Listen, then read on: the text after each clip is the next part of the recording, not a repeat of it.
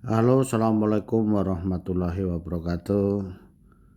Kabar gembira telah datang bagi para stakeholder perkebunan kelapa sawit. Kali ini telah hadir aplikasi EWS Early Warning System untuk UPDKS atau ulat pemakan daun kelapa sawit untuk ulat api maupun ulat kantong yang secara real time bisa dipantau oleh manajemen, sehingga tidak ada lagi hasil sensus atau monitoring itu yang tidak terpantau oleh manajemen, sehingga pengendalian akan berhasil. Jadi Bapak Ibu sekalian yang berbahagia, dengan adanya aplikasi ini maka ulat api bisa dipantau dan selanjutnya dengan tepat dikendalikan berdasarkan biologinya, berdasarkan siklus hidupnya, sehingga pengendalian akan sangat efisien dan tepat, sehingga tidak menjadi hama yang merugikan di perkebunan kelapa sawit. Sekarang ini di layar ini kami tampilkan tampilannya aplikasi EWS atau monitoring UPDKS tersebut. Jadi manfaatnya ini dari aplikasi ini terlihat di atas ada running text yang selalu menampilkan data terakhir yang diinput oleh kebun, operator yang ada di kebun. Operatornya sangat mudah. Ini contohnya di sini kita tampilkan ada 3 kebun, dan ini bisa kita tambah kebunnya dengan mudah, sehingga dan hasil dari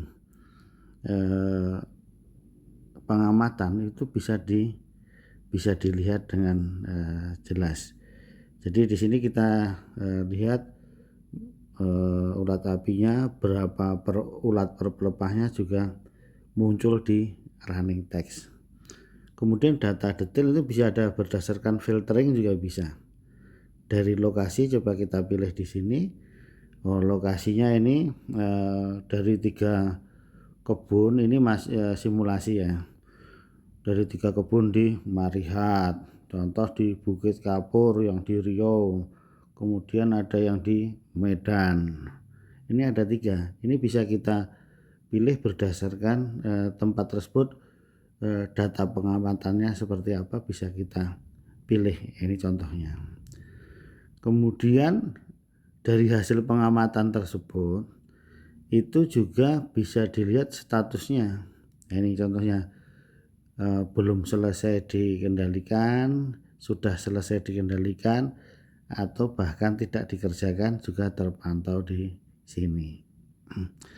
Ini dari fitur-fitur yang ada di sini. Dari semua laporannya ini juga bisa dicetak dalam bentuk PDF-nya, sehingga kalau dibutuhkan data tertulis juga secara cepat ada. Dan hasilnya ini juga bisa kita lihat per masing-masing dari kebun tersebut. Contoh ini Bukit Kapur, pengamatan tanggalnya ada nih 16 September jam 12. Nah, ini ada ulat apinya apa, Setotosia asigna di blok 3, di Afling 3, blok ini ada semua.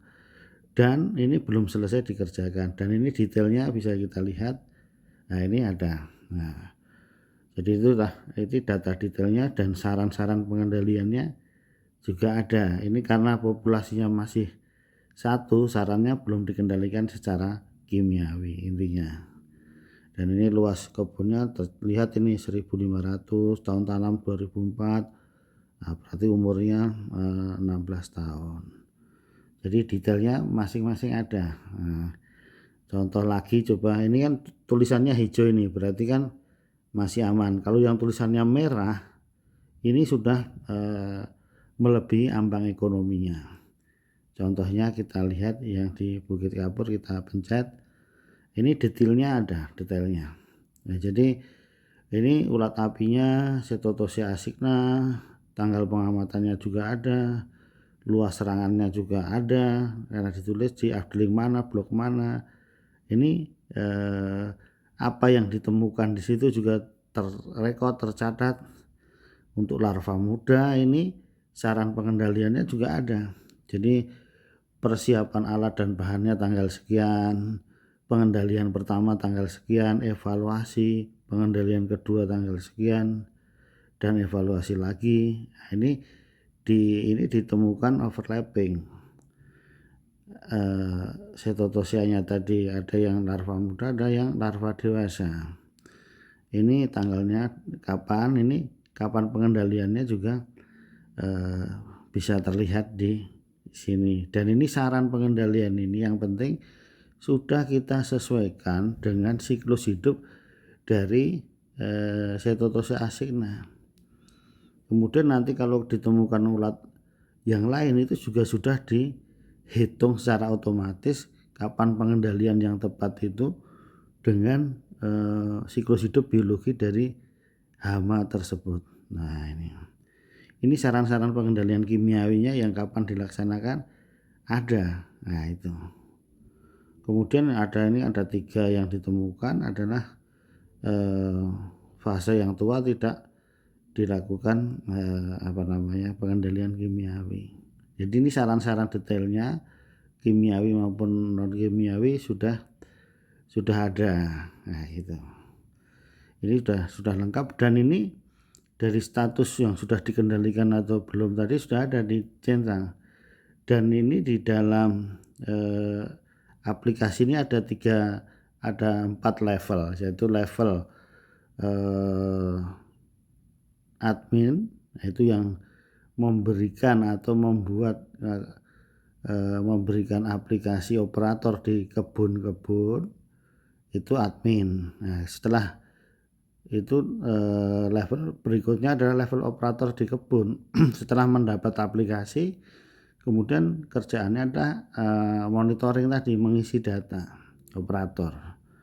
Kemudian level berikutnya ketiga adalah monitor. Nah, monitor itu siapa saja yang kita beri akses untuk melihat. Nah, misalnya manajemen itu bisa lihat, jadi setiap saat bisa lihat di aplikasi ini.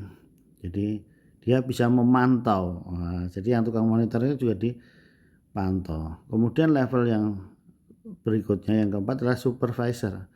Jadi supervisor ini memberikan validasi, memberikan verifikasi saran pekerjaan itu apakah sudah dikerjakan, tidak dikerjakan, atau belum selesai tadi.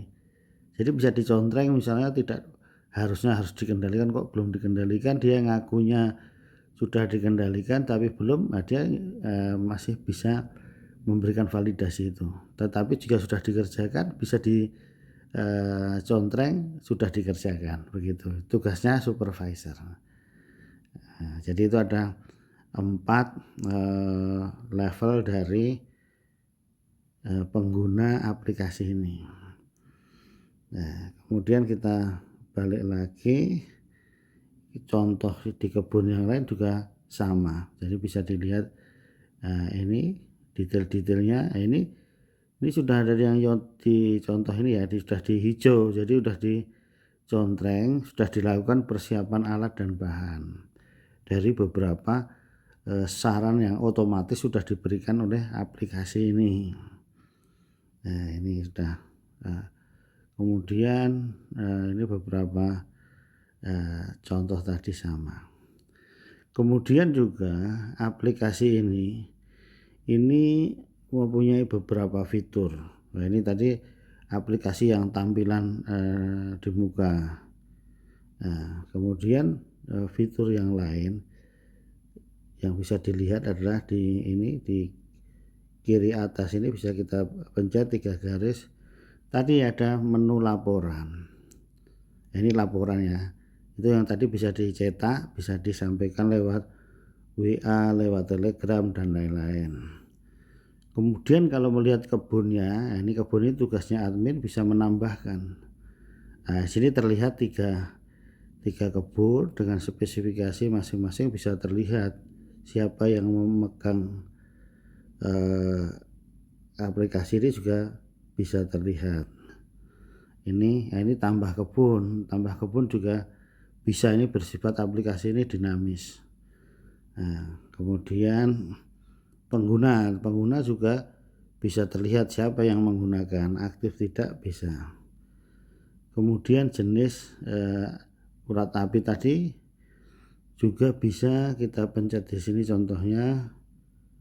Nah, ini nama-nama ini bisa ditambahkan, juga tambah diubah. Kalau salah ketik misalnya bisa diubah di sini dan ditambahkan. Ini contohnya sudah bisa dilihat di sini, ini jenis UPDKS-nya. Kemudian kalau mau belajar yang lain, artikelnya di sini sudah ada tulisan-tulisannya. Nah, ini mengenai early warning system ulat pemakan daun kelapa sawit. Kita berikan teori-teorinya. Ini bagaimana sensus, kemudian jenis-jenis dari ulat api kita berikan di sini. Kemudian jenis ulat kantong, jenis ulat bulu, gejala serangannya, kemudian ini cara sensus globalnya, kemudian sensus efektifnya, tadi ini daur hidupnya.